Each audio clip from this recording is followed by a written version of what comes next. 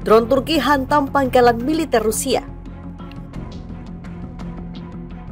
Well, the attack followed a number of Turkish airstrikes in northern Syria and Iraq. The Defense Ministry says it was targeting armed groups that Turkey blamed for a bomb attack in Istanbul last week.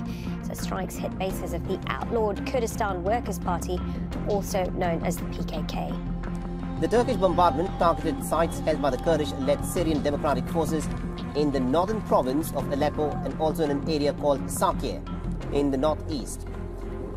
The Turkish Defense Ministry has said that the strikes were in fact targeted to take down those elements that were responsible for the bombing that took place in Istanbul.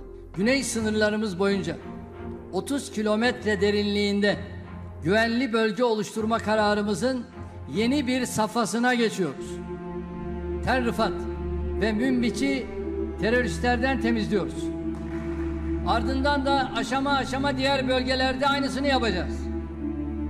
Türkiye'nin bu meşru güvenlik adımlarına bakalım kimler destek verecek, kimler köstek olmaya çalışacak göreceğiz.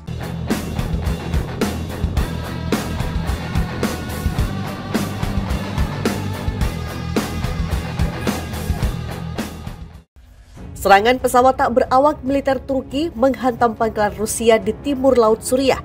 Ini terjadi Rabu 23 November 2022 pagi waktu setempat. IFP menulis serangan dilakukan menargetkan militan Kurdi yang berada di dalam pangkalan militer itu. Akibatnya 1 orang tewas dan 3 lainnya luka. Semua korban adalah pejuang pasukan Demokratik Suriah atau SDF pimpinan Kurdi, kata perwira SDF. Serangan ini terjadi setelah Rusia berharap Turki dapat menahan diri dari penggunaan kekuatan di Suriah. Ankara terus-menerus menyerbu militan Kurdi yang ada di negara itu sepekan terakhir. Utusan khusus Presiden Rusia Vladimir Putin di Suriah, Alexander Lavrentiev, bahkan buka suara langsung menurutnya ini diperlukan untuk mengurangi ketegangan yang ada di negara itu. Kami berharap dapat meyakinkan rekan-rekan Turki kami untuk menahan diri dari penggunaan kekuatan yang berlebihan di wilayah Suriah untuk menghindari meningkatnya ketegangan, paparnya. Bagi Turki, kelompok Kurdi adalah pengkhianat yang dapat mengganggu stabilitas negerinya. Minggu pemerintah Presiden Recep Tayyip Erdogan telah meluncurkan serangkaian serangan udara tak hanya menargetkan pangkalan militer Kurdi di Suriah Utara tapi juga Irak. Observatorium Suriah untuk Hak Asasi Manusia mengatakan setidaknya 37 orang tewas dalam serangan itu. Serangan militer dilakukan Turki pasca pemboman yang terjadi di Istanbul 13 November yang menewaskan 6 orang, di mana Istanbul menyalahkan Partai Pekerja Kurdistan atau PKK. PKK sendiri masuk daftar hitam sebagai kelompok teror oleh Uni Eropa dan Amerika Serikat. PKK yang melancarkan pemberontakan melawan negara Turki sejak 1984 dan diyakini paling bertanggung jawab dalam serentetan mematikan dalam 5 tahun terakhir. PKK diyakini Turki terafiliasi dengan Unit Perlindungan Rakyat Kurdi atau YPG di Irak Utara dan Suriah. YPG sendiri adalah kekuatan dominan dalam SDF yang dipandang penting dalam perang melawan sekelompok ekstremis ISIS. Operasi kami dengan pesawat, meriam, dan drone hanyalah permulaan. Tekad kami untuk mengamankan semua perbatasan selatan kami dengan zona aman hari ini lebih kuat dari sebelumnya, kata Erdogan ke parlemen beberapa waktu lalu. Sementara kami terus maju dengan serangan udara tanpa gangguan, kami akan menindak teroris Kurdi juga melalui darat pada waktu yang paling nyaman bagi kami, tambahnya. Ukraina pakai drone Turki, Rusia dari Iran, siapa yang unggul? Iran dilaporkan mengirim ratusan pesawat tak berawak ke Rusia. Pengiriman ini diduga menunjukkan bahwa kedua negara sedang membangun hubungan yang lebih dekat. Namun kedekatan keduanya juga akan menambah tekanan pada hubungan yang sudah tegang antara Amerika Serikat dan Iran. Itu terjadi hanya beberapa bulan setelah produsen senjata Turki, Bayraktar, mengirimkan drone bersenjata ke Ukraina. Meskipun tidak diketahui secara pasti drone mana yang disediakan Iran untuk Rusia, CNN Internasional melaporkan bahwa Teheran memamerkan 2 model drone, Shahid 129 dan Shahid 191 ke Rusia pada Juni. Iran telah menggembar-gemborkan Shahid 129 sebagai salah satu drone mereka yang paling kuat. Jadi jika mereka dikirim ke Rusia, itu dapat meningkatkan operasi militer Kremlin. Beberapa ahli percaya drone itu direkayasa ulang berdasarkan drone Predator buatan AS yang jatuh di Iran, menurut Washington Post. Berikut perbedaan antara drone Iran dan Rusia dan drone dari Turki untuk Ukraina. Drone Iran memiliki jangkauan lebih jauh, muatan lebih banyak. Shahed 129 mampu melakukan perjalanan jauh lebih daripada Bayraktar TB2. Bayraktar menawarkan jangkauan komunikasi sekitar 300 km atau kira-kira 186 mil untuk drone-nya. Sementara itu Shahed 129 Iran memiliki jangkauan 2000 km atau sekitar 1242 mil, menurut laporan dari Institut Washington. Shahed 129 juga mampu membawa muatan yang lebih berat sekitar 882 pon.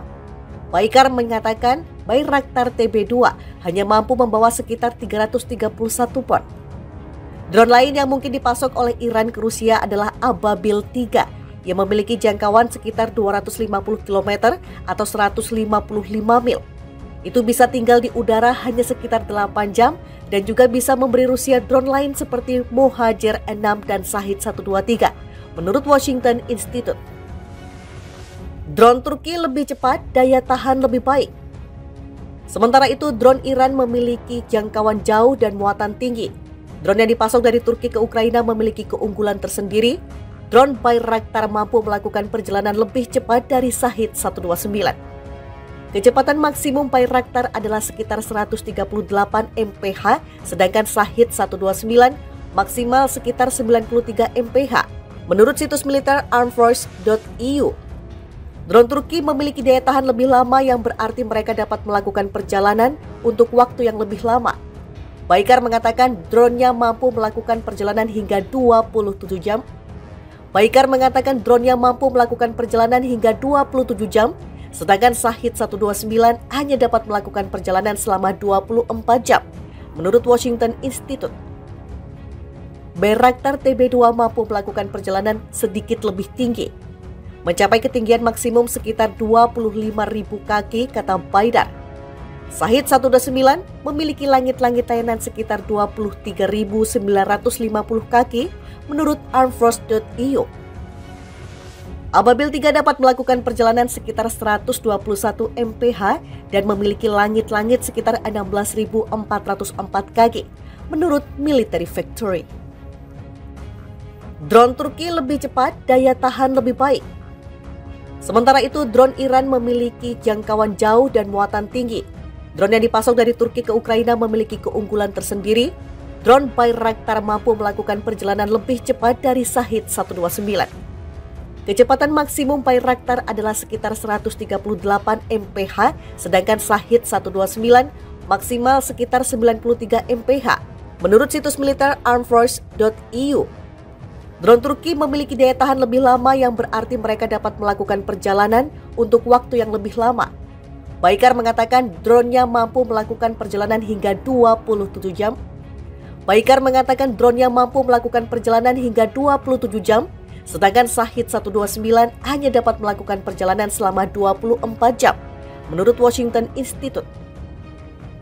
Bayraktar TB2 mampu melakukan perjalanan sedikit lebih tinggi, mencapai ketinggian maksimum sekitar 25.000 kaki, kata Baydar. Shahed 129 memiliki langit-langit layanan sekitar 23.950 kaki, menurut armedforces.eu. Ababil 3 dapat melakukan perjalanan sekitar 121 mph dan memiliki langit-langit sekitar 16.404 kaki, menurut Military Factory.